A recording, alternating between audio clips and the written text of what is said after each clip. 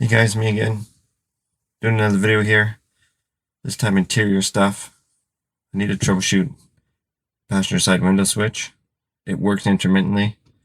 Most of the time it doesn't work. Driver side one works. This switch here, I got it from the wreckers because the original set, the driver side didn't work. The passenger did. In this video here, I'm going to be doing two things. We're going to be troubleshooting this and also kind of like a product review. I'm going to be using the Otofix scan tool.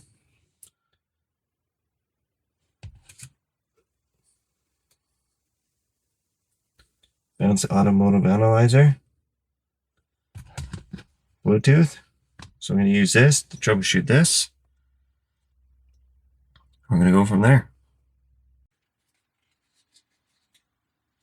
All right. So this is the USB data link connector, the DLC. That's a flashlight. Right? Now these minis, you got to connect it up there.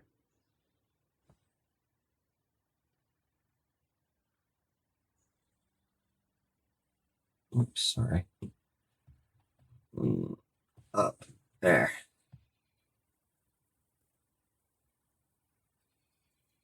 There we go.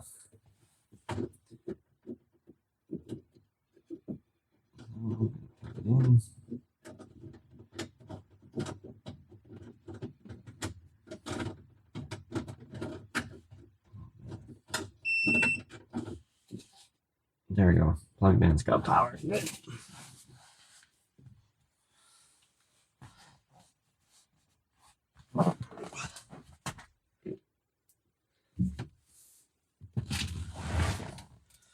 All right, let's close the door here. Get comfortable. Turn this on. We're gonna put this. We'll see if it'll sit here. And I'll just show you what it looks like. I'm gonna clear out. It's basically an Android platform. I'm gonna go into Otofix.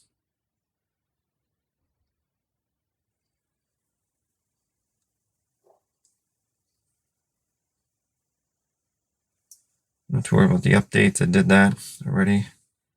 It's just one for Firefox. I'm not interested in getting done. I'm gonna go to Diag.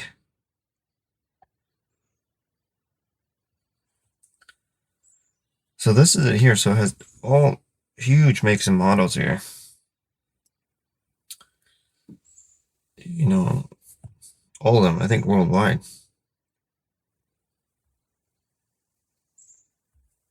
You know, you name it, it's got it, right? And so on and so forth. So I'm just going to use a mini.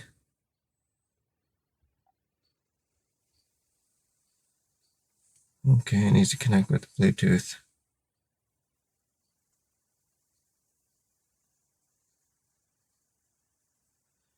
Okay, so it's here. So I've already hooked it up to this mini here in the past, and automatic selection doesn't work, or it just times out. So I got to go to manual here. So I'm gonna turn my key on. Okay, we're connected here. You can tell where it says the VIC is green lit with the check mark. Go back in Diag.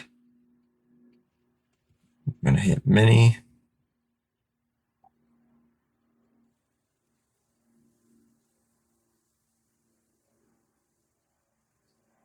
And I know I'm connected to the vehicle and it's communicating because I got that check mark down here. And if you look in the top corner, it tells you what the battery voltage of the vehicle is. 12.2. I have a little trickle charger hooked up to it while I'm doing this because I have power being supplied.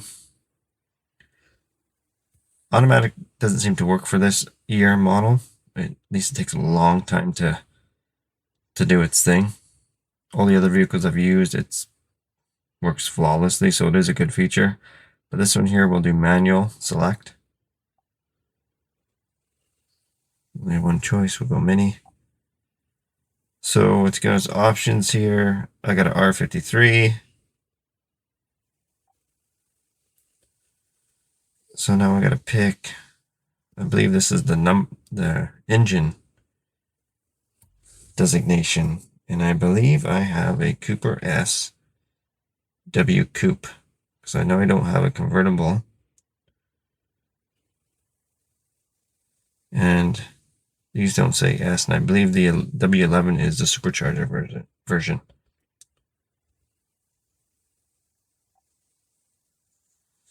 So my options here are Euro left-hand, Euro right-hand drive, and USA left-hand drive. Now I got to do model year. So that's the year and the month. Now this is a 2006 model. And so when I look on the door here, you can see the information here. Right here. This 12-05.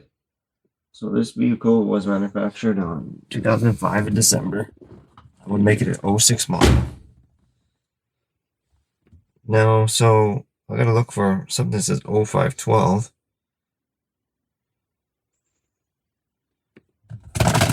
Oh, geez. I'm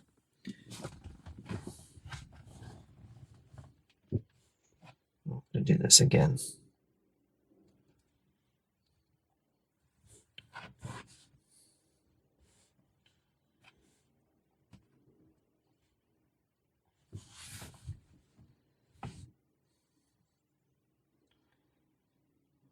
Oh 059 263.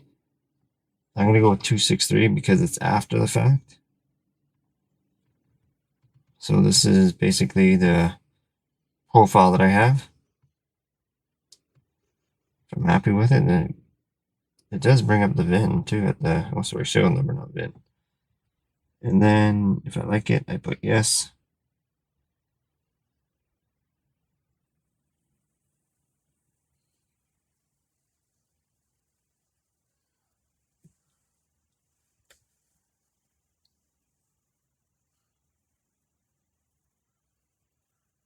So now we just gotta wait.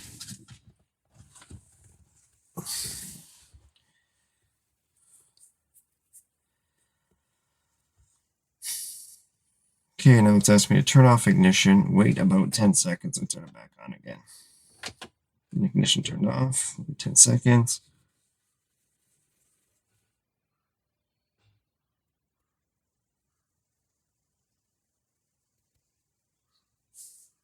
Turn it back on.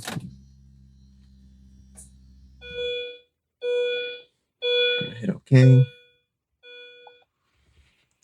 Then if the vehicle is installed with both 16-pin and 20-pin DLC, use the BMW 20 connector. I'm not sure what this means. I know I'm connected into the 16-pin. So I'm just going to hit OK.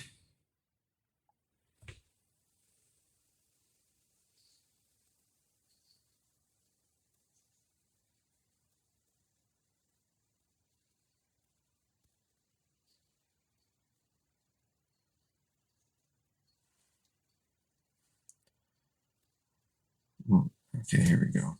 So we got three options here. We got diag, we got service, and we got vehicle profile. So we got a vehicle profile.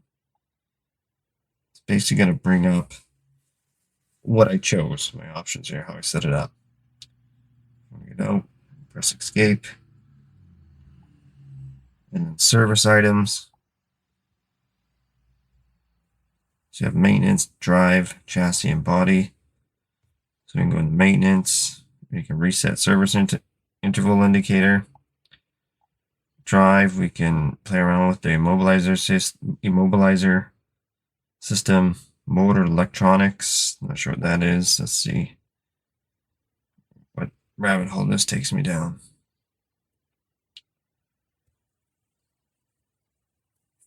Just want to say that this is a pretty good comprehensive tool for the do-it-yourselfer at home. It has a lot of bi-directional controls. I've been really happy with it. I paid about $600. plus or minus to get it to my door here. Easy to set up, and it comes with 2 years of subscription. So I still got another year left. That's kind of cool, and it updates regularly. So usually, when it comes in the shop,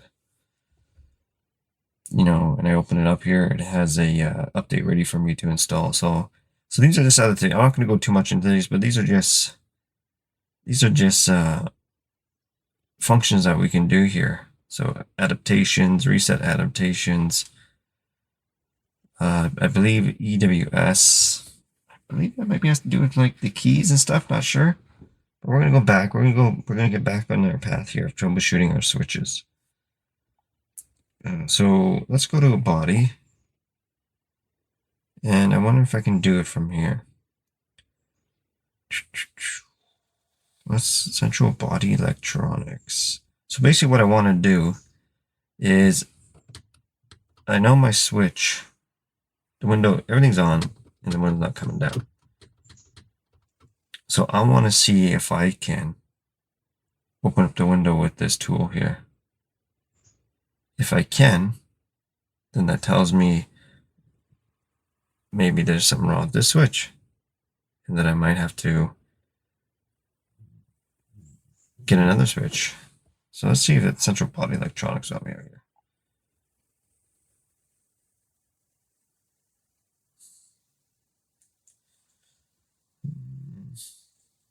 Don't think this is it here.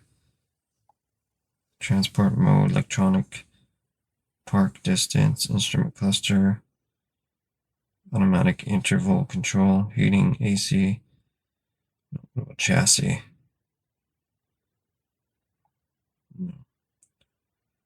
So I'm going to get out, and we're going to go to Diag. Let's go to control unit. I'll go to body. There we go. Now, lots of options here. I don't want restraint, don't want instrument cluster. I'm not sure about base module. Let's go over one. Sunroof, no. Radio, no. Let's go to this base model one here. Let's see where that takes me to. Okay, I don't know where it takes me to here, but let's go to, so I'm in a computer module here. So these are my functions. I get ECU information.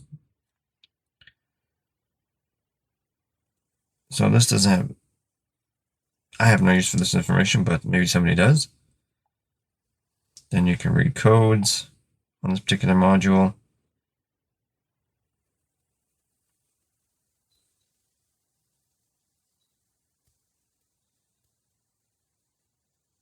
So I got one code here. It says GM, I think means general module, license plate lamp, or circuit open. No, license plate lamp.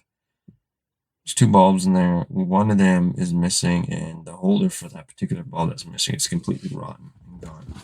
That's what that code is for. Okay, so curious to see what active tests are on this one. Oh, look. Power windows. That's what I want. Active tests, power windows. Okay, so here we go. So that's what's really cool about this tool, is now I can activate the electronics through this tool as troubleshooting, which is great for my issue here. So I'm going to do passenger door window open. Okay, so so when I hit activate, it's gonna activate the passenger side motor for the window for 2 seconds. Okay.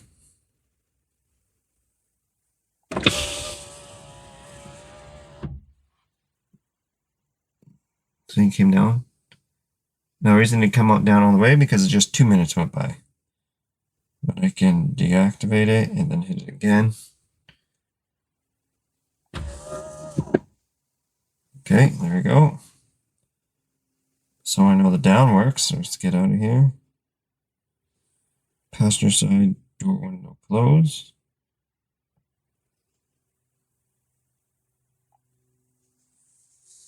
Activate.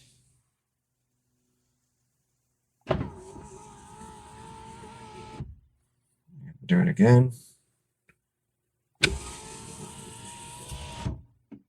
Okay. Deactivate. So folks got interrupted there. Anyways, like I was saying, so what do we know so far? We know that the windows do open and close on the passenger side. Tells me that that footwell module is working fine. Because that footwell module, for everything that it controls, it receives an input from switches like these, right? So when we hit a switch here, we're basically sending a digital signal there. And then the footwell module sends out the output command to the motor. If I want the window open, it sends a command to the motor to open. So the fact that I can open it with this, and this is connected via Bluetooth to my DLC down there, we can see that blue light, and that's connected to the CAN bus system, which has access to communicate with the footwell module. And I'm basically telling this to tell that module to open up my passenger window, and it does it. So it tells me that whole system works. Now, what I want to check now is I want to see if I can look at the live data when I press these switches. Okay. So we're going to go back. Yeah, live data. Here we go. Power window live data. Okay. So here we go. We got passenger side switch door open, window open, passenger window, switch window, passenger door closed, driver side open and close. So this is the current value of each one, inactive, inactive, inactive. So when I hit this down, if this is working and it's sending a signal to the footwell module, you will see this open command here go from inactive to active. So I'm going to hit it right now.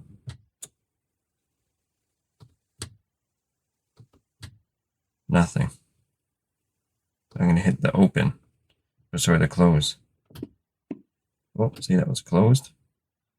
Switch window, passenger door, close. So what we're seeing here in this screen, the live data, is we're seeing the request being made. Hit down. Oh, now it works. Now it works. So it's something funny in this switch here. Okay. And I know the driver's side one works. The bottom two.